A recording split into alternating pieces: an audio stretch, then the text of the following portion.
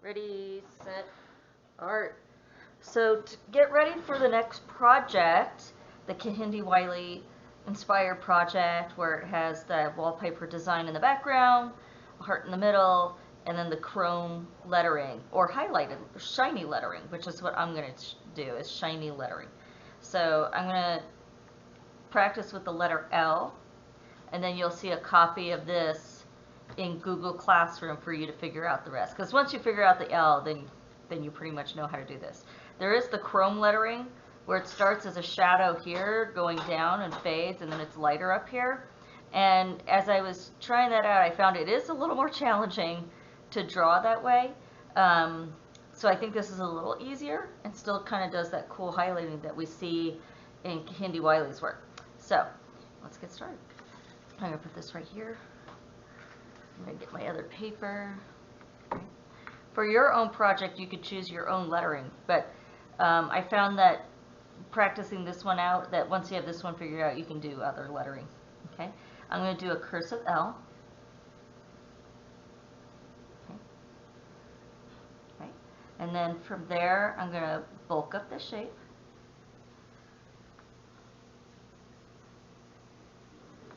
And I know you may be thinking, can't I just do block lettering? For the final, absolutely you can do that for the final. But for this warm-up, you will do cursive. Cursive. Now you can see I kind of bulked that up too much, so I'm going to fix that. Artists make mistakes all the time, so we just have to fix it as we go. Okay, so that looks good to me. The next step is sectioning off where the highlights will be. Okay, so I'm going to go here and I'm going to create this interesting shape here. And then I kind of follow the shape of my L. Okay, and then I'll add another one over here, one here. Oops. There we go. And then one here. I'm going to add another here. Break that up.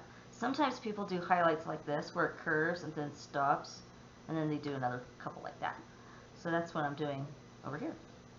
And then a highlight over here, a highlight over here, and then one here. So now that I have it sectioned off, outside of those shapes, I'm going to fill it in.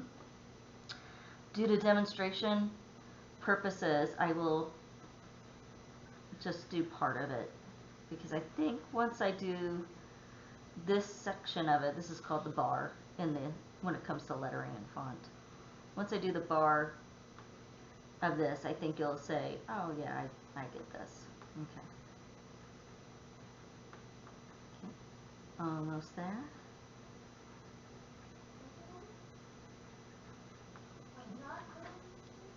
And then I go back to my other pencil.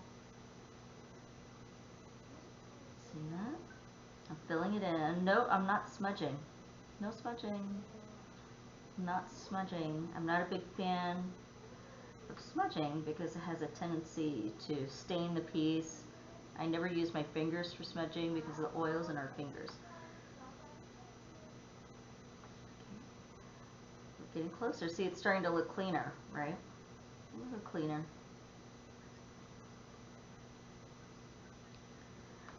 If it is helpful, once you're at this stage, could you go back and maybe use a Q-tip to gently blend in some areas? Sure, you can do that.